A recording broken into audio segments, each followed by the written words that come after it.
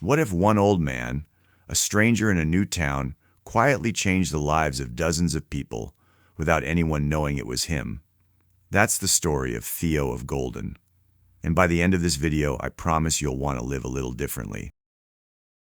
Today we're diving into Theo of Golden by Alan Levi, a quiet, deeply moving novel about generosity, grief, beauty, and what it means to truly see the people around you. This is not a loud book. It doesn't have car chases or shocking plot twists. What it has is something rarer, a character so full of wisdom, grace, and love for life that you finish the book feeling like you've just spent a year in the best company of your life. Let's get into it. The stranger arrives.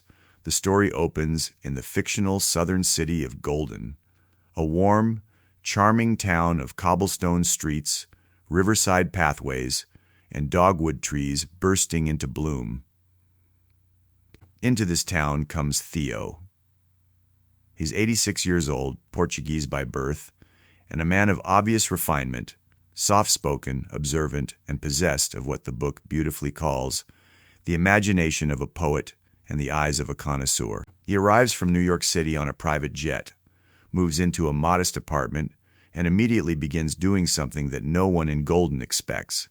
He starts paying attention on his very first morning. He walks the streets alone before the city wakes up.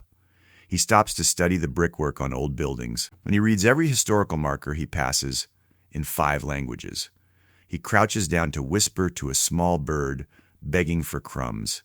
He notices everything, and then he walks into a coffee shop called the Chalice, and his life in Golden truly begins. The Chalice and the portraits. The Chalice is the heart of the story. It's a beloved local coffee shop run by a warm couple named Shep and Addie. But what makes it extraordinary are the walls. Covering every surface of the shop are 92 pencil portraits, head and shoulder drawings of real people from the community. Students, grandmothers, veterans, laborers, young mothers, lonely men. Each one rendered with breathtaking precision by a local artist named Asher Glisson. Theo is transfixed.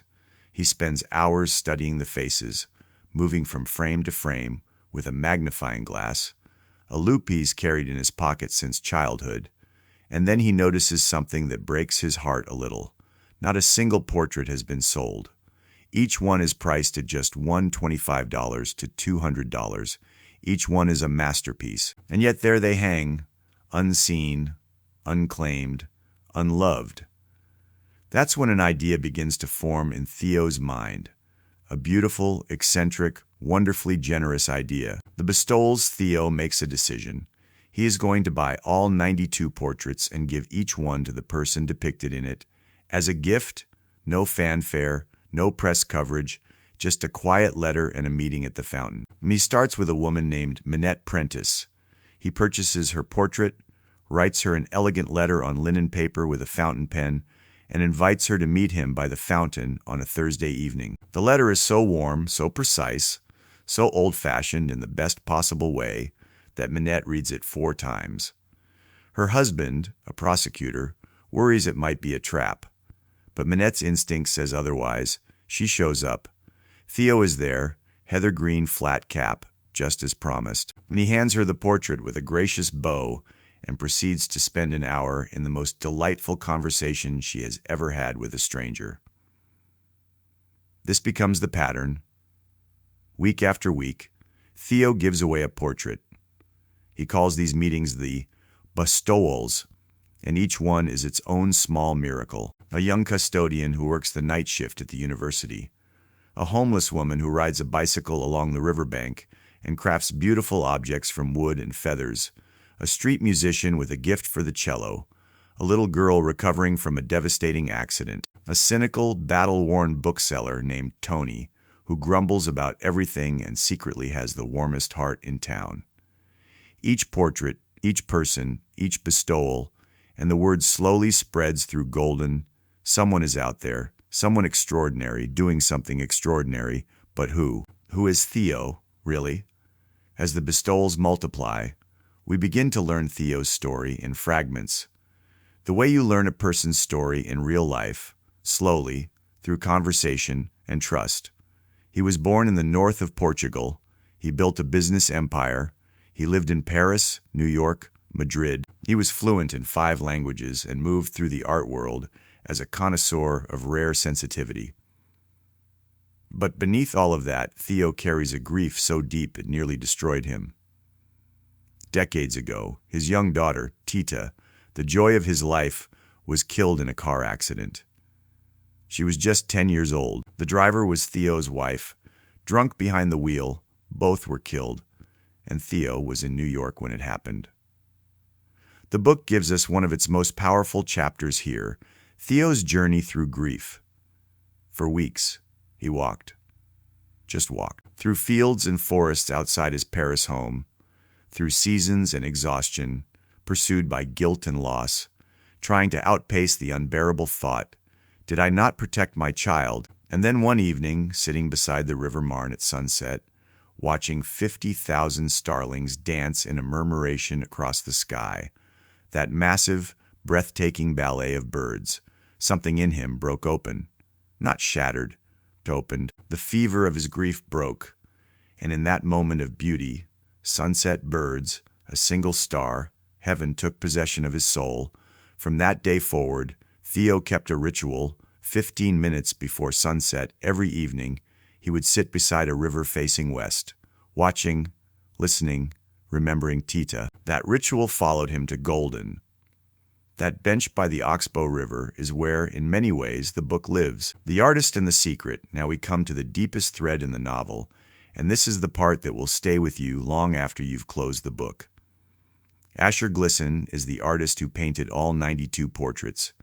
He is a quiet, gifted man who has spent his life observing faces. His mother, a beloved figure in his life, died not long before the story begins, and Asher is still carrying that loss.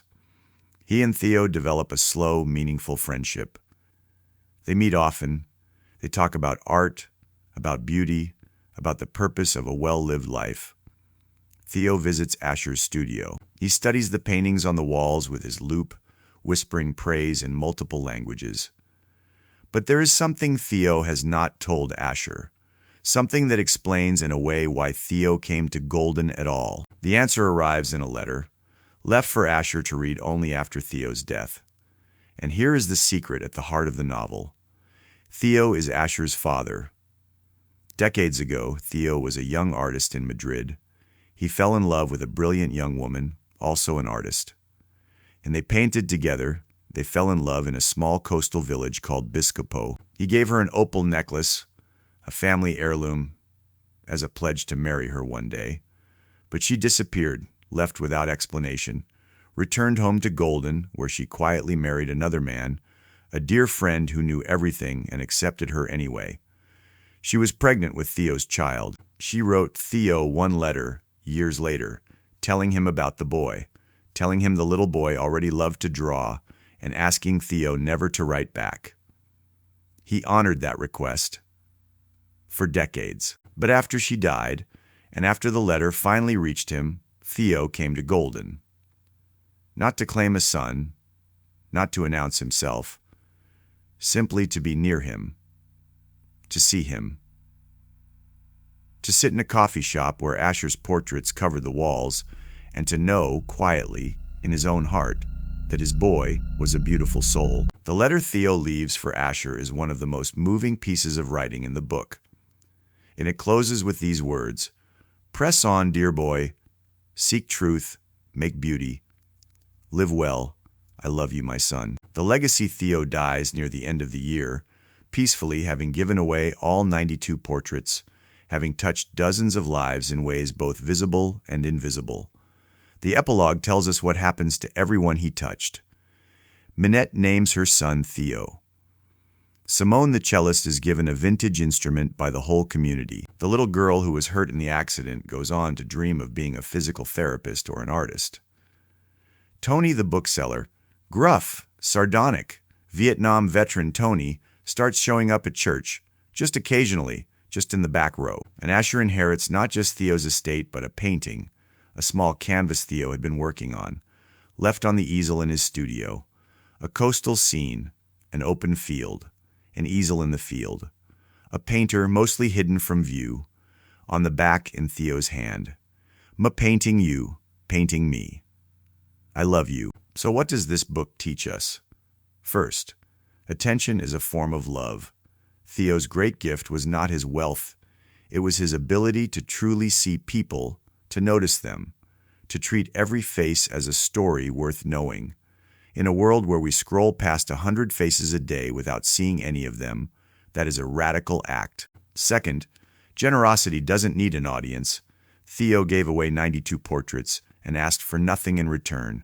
Not thanks, not recognition, not even the satisfaction of being known as the giver. He did it because beauty deserved to be seen, and people deserve to be honored. Third, grief, when we let it, can open us rather than close us. Theo's loss of Tita didn't make him bitter. It made him tender. It gave him eyes for other people's pain and a deep longing to be a comfort in the world. And finally, it is never too late to live beautifully. Theo was 86 years old when he arrived in Golden. He had 1 year, and in that 1 year he changed everything. Theo of Golden is a rare book, the kind that makes you want to put it down and go outside and notice something. Notice someone. It asks a quiet but powerful question. What would happen if you decided to live small, to do quiet, loving, generous things without needing anyone to know? If you enjoyed this summary, please like and subscribe. There are more books like this one coming your way. And drop a comment below. Who in your life has been a Theo for you? I'd love to hear your stories. Until next time, seek truth, make beauty, live well.